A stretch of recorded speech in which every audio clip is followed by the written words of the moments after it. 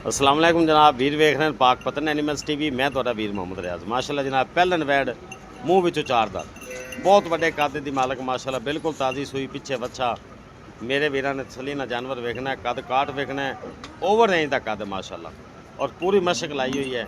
ਜਿਹੜੇ ਮੇਰੇ ਵੀਰ ਭਰਾ ਨੂੰ ਪਸੰਦ ਆ ਜਾਵੇ, ਲੋਕੇਸ਼ਨ ਅੱਡਾ ਬੁੰਗਾ ਹਯਾਤ, ਤਹਿਸੀਲੋ ਜ਼ਿਲ੍ਹਾ ਪਾਕਪਤਨ ਸ਼ਰੀਫ, 0301 73 2386 ਆਪਣਾ ਰਾਬਤਾ ਨੰਬਰ। ਮਾਸ਼ਾਅੱਲਾ ਕੱਦ ਵੇਖਣਾ ਬੈਠ ਦਾ, ਜਰसी फ्रीजियन फुल ਵੱਡੇ ਕੱਦ ਦੀ ਮਾਲਕ, ਆਰਡਰ ਕੁਆਲਿਟੀ ਬੜੀ, डबल फ्रेम ਦੀ गाय माशाल्लाह। ਪਹਿਲਨ ਹੋ ਤੇ मेले लाई फिरदी माशाल्लाह।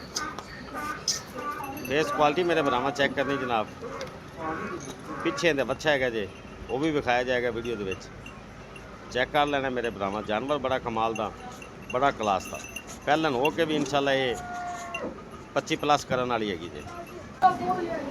ਇਹ जनाब पिछे बच्चा है, ये मेरे भरावां चेक कर लेना।